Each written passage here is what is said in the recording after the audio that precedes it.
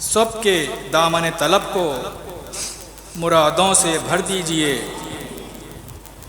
سب کے گھر بار آل و اولاد میں برکت اور خوشحالی و ترقی و کامیابی عطا فرمائیے۔ جو بیمار ہیں انہیں صحت و شفا عطا فرمائیے، جو مصیبت زدہ ہیں ان کی مصیبتوں کو دور فرمائیے، غیر شادی شدہ لڑکوں اور لڑکیوں کے لیے نیک رشتے اور بہترین جوڑے نصیب فرمائیے، جو قرض میں مبتلا ہیں ان کے قرضوں کی ادائیگی کا انتظام فرمائیے، جو روزگار سے محروم ہیں انہیں حلال روزی عطا فرمائیے، زراعت کرنے والوں کی زراعت میں برکت عطا فرمائیے، تاجرین کی تجارت میں ترقی عطا فرمائیے، دنیا بھر کے تمام مسلمانوں کو امن و سلامتی اور صحت و تندرستی عطا فرمائیے، اور آخری سانسوں تک بندگی کی توفیق عطا فرمائیے، اور آپ کے پیارے رسول صلی اللہ علیہ وسلم کی سچی محبت اور تابعداری کی توفیق عطا فرمائیے، اور ہمیشہ آقائے نامدار صلی اللہ علیہ وسلم کی غلامی میں رکھیے، ایمان پر خاتمہ عطا فرمائیے، اور بروز محشر سلطان دارین صلی اللہ علیہ وسلم کی شفاعت نصیب فرمائیے۔ آمین بجاہ سید المرسلین صلی اللہ تعالی علی خیر خلق سیدنا محمد و علی آلہ وصحبہ اجمعین برحمتک یا ارحم الراحمین۔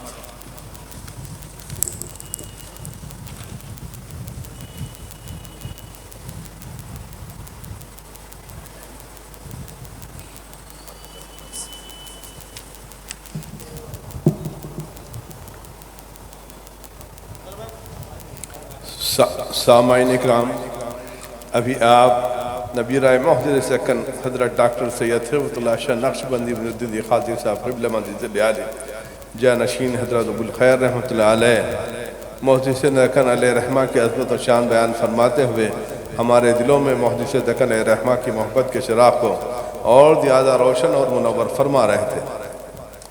جیسا کہ آپ حضرات بخوبی واقف ہیں کہ آج کے پروگرام کے مطابق اس محفل کے اختتام سے قبل ارشادات حضرت ابو الحسنات قبلہ رحمۃ اللہ علیہ پر مشتمل ٹیپ ریکارڈ سنایا جائے گا، تو آئیے ہم محدث دکن رحمۃ اللہ علیہ کے ارشادات کو سماعت کریں اور اس پر عمل پیرا ہو کر فلاح الدارین حاصل کریں۔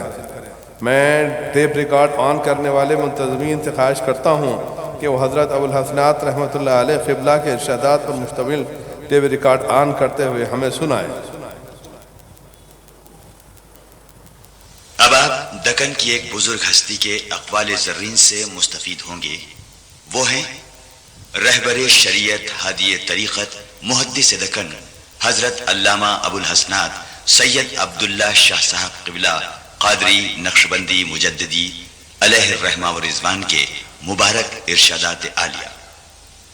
آپ کے فیضان سے نہ صرف دکن کی سرزمین بلکہ اقطاع عالم میں کروڑوں کی تعداد میں طالبان حق مستفید ہوتے رہے ہیں، اور آج بھی آپ کی آخری خوابگاہ موخوا مصری گنج حیدرآباد دکن مرج خلائق قاسوام ہے۔ آج درود شریف پڑھیے۔ اللہم صلی علی سیدنا محمد وعلی آلہ وصحبہ افضل صلواتک وعدد معلوماتک بارک وسلم۔ اللہم صلی علی سیدنا محمد وعلی آلہ وصحبہ افضل صلواتک وعدد معلوماتک بارک وسلم۔ اللہم صلی علی سیدنا محمد وعلی آلہ وصحبہ افضل صلواتک وعدد معلوماتک بارک وسلم۔ حضرات، جب رمضان مبارک کا چاند نظر آتا تھا تو رسول اللہ صلی اللہ علیہ وسلم صحابہ کرام کے طرف متوجہ ہو کر ارشاد فرماتے تھے، اظل علیکم شہر عظیم، ایک بڑا عظمت والا مہینہ تم پر سایہ ڈالا۔ یہ اس محاورے سے ہے، یہ یقین کو کہتے ہیں کہ باپ کا سایہ سر ٹوٹ گیا۔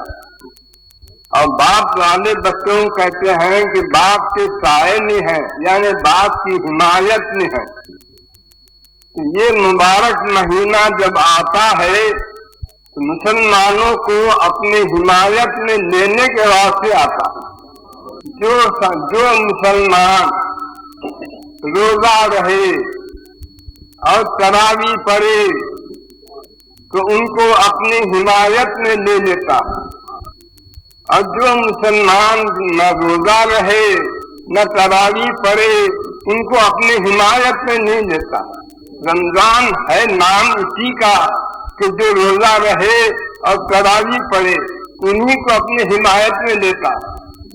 میرے دوستو، دو دن دنیا کے تو گزر جائیں گے، مگر اس کے بعد جب حمایت کا موقع آئے گا اس وقت پچھتانا پڑے گا بے روزگاروں کو، اور نہ تراویح پڑھنے والوں کو پچھتانا پڑے گا۔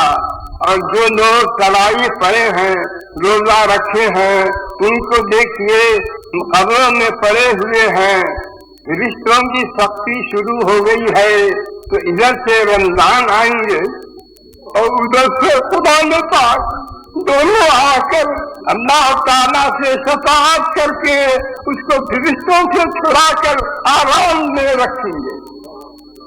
پھر قیامت میں ہر موقع پر فرشتوں ہر موقع پر رمضان آ کر ہر جگہ مدد کریں گے۔ زیادہ میں اس کو تفصیل نہیں کرنا چاہتا، مجھے کچھ اور عرض کرنا ہے آپ کے خدمت میں۔ ہر جگہ مدد فرمائیں گے، میزان پر نیکیاں اور برائیاں تل رہی ہیں، جس کے نیکیاں بڑھ گئے اس کو جنت کی طرف بھیجا جا رہا ہے، جن کے نیکیاں کم ہو گئے برائیاں بڑھ گئے ہیں ان کو دوزخ کی طرف بھیجا جا رہا ہے۔ ویسے موقع پر آ کر رمضان کھڑے رہیں گے، دیکھیں گے روزے داروں کے نیکیاں کم ہیں تو شہر کو جو وہ کھانا کھائے تھے وہ کھانا لا کر دے دیں گے، ان کی نیکیاں بڑھاتے ہیں۔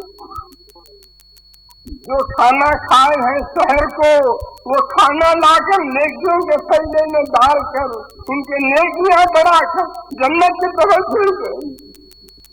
یہ کیسی شان ہے ان کی، آپ خود واقف ہیں رمضان مبارک کے فضیلت سے۔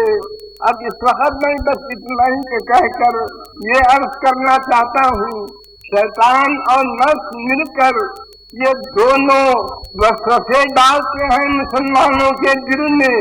غور سے سنیے میرے دوستو، شیطان اور نفس یہ دونوں مل کر وسوسے ڈالتے ہیں مسلمانوں کے دل میں کہ اللہ تعالیٰ کو اگر مسلمانوں سے محبت ہوتی یہ بھوکا کیوں رکھتا، پیاسا کیوں رکھتا، یہ جگاتا کیوں؟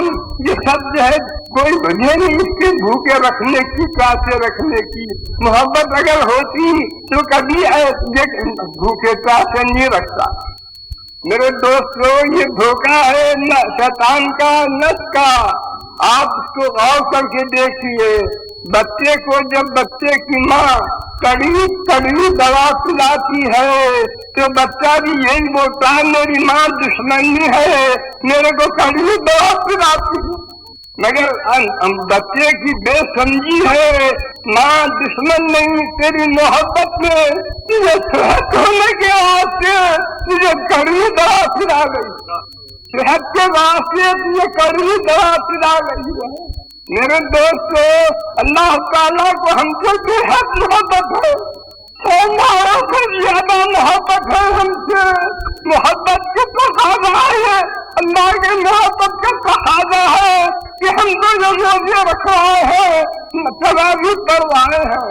اس وجہ سے جب ہم دنیا میں آئے تھے ہماری روح نورانی تھی، ہماری روح نورانی تھی۔ یہ نفس کی صحبت میں گناہیں کر کر کے روح پر ظلمت تاریکی چھا گئی ہے۔ یہ اب ایسی सियाह रूह को लेकर अगर हम वापस जाएंगे वहाँ उसकी सियाही दूर करने के वास्ते कोई सामान सिवाय दोज़ख के अंगार के, दोज़ख में जलाना तो ये सियाही दूर होगी। इस वजह से ये अल्लाह ताला की रहमत का तकाज़ा है। चाहते हैं आपके रूह को नूरानी बनाकर वापस लौट ले जाए। ये रोजे और ये तरावी ये क्या करते हैं, वो सियाही को रूह के धोकर नूरानी बनाते हैं। सियाह नूरानी बनाकर वापस भेजते हैं, बुलाते हैं। इस वास्ते आपको रोजे रखा रहे हैं और कलाई पढ़ने के वास्ते जगा रहे हैं। ये उनके मोहब्बत की तकाज़ा है। आपको मैं एक मिसाल से अर्ज करता हूँ, क्या मोहब्बत है अल्लाह की। आप खुद अंदाजा लगाओ इससे। ये एक बच्चा है, पैखाना फिर लिया है, नाक से वेद बह रहा है, माँ आई देखी उसको उठा लेती है वैसी हालत में, लोगों को देखती तो कराहत कर रहे। तो कहती क्या है कि तुम्हारे पास ये नजाकत है, मेरे पास संदन से ज्यादा था। माँ कहती है, मोहब्बत भरी माँ कहती है, तुम्हारे पास न जिस नजाकत है ये, मेरे पास संदन से ज्यादा था। अब गौर करो, यही अल्फाज को जो अल्लाह ताला इरशाद फरमाता है। अल्लाह ताला फरमाते हैं, रोजेदार की मुंह की बिसांदी वो तुम्हारे पास बिसांदी है, मेरे पास मुझसे ज्यादा थी। देखे मोहब्बत का अंदाजा। ये शैतान नशा को धोखा दे रहा है, मोहब्बत नहीं बोलकर। ये मोहब्बत का अल्फाज तो देखो, इसका अल्फाज है कि इरशाद होता है, तुम्हारे पास रोजेदार के मुंह की वो बिसांदी मालूम होती है, मगर मेरे पास मुश्क से ज्यादा थी। ये मोहब्बत का तकाज़ा है।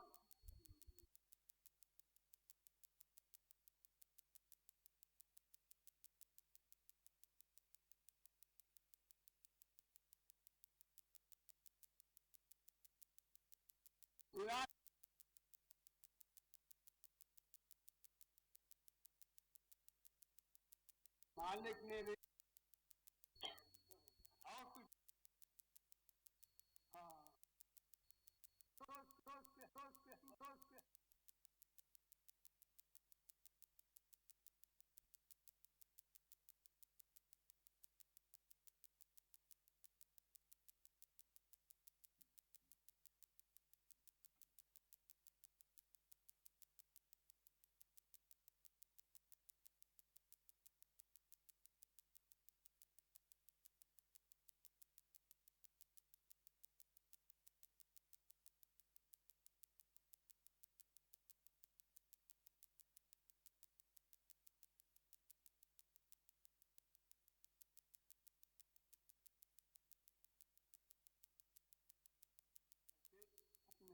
को खत्म कर देता हूँ। आपको बहुत तकलीफ हुई, बहुत देर तक बैठे। अब जो कुछ है थोड़ा सा दुआ करने का, आप हम चले जाएंगे। यहाँ ये रोना किस वक्त में किस मौके पर होता है, हमारा ख्याल है बच्चे रोते, रोना बच्चों का काम है। अच्छा, और काय वास्ते रोते? कोई मर गए तो उसके वास्ते रोते, मर गए कोई मर गए तो उनके वास्ते भी रोते। और मुसीबत आई, तकलीफ हुई तो भी रोते, और कई भी रोते। और ट्रेन माँ बाप के घर से ससुराल में गए तो रोते, और कई भी रोते। बस हो गया, क्या है और कई रोते। बस रोने की यही चीजें हैं और कुछ नहीं। आज हमारी समझ पर पत्थर पड़े यहाँ, रोने की चीज से गुनाह है, हमारा फरमान हुआ है, इसको आपके लिए रोना है। असल रोना तो गुनाहों पर है, असल रोना तो खुदा के नाफरमानियों पर है। ये है रोने की चीजें, असल तो ये चीज है रोने की। अब मेरे दोस्तों, अब मैं आपसे अर्ज करता हूँ, میرے دوستوں میں سال میں ایک بار میرے سے طاقت نہیں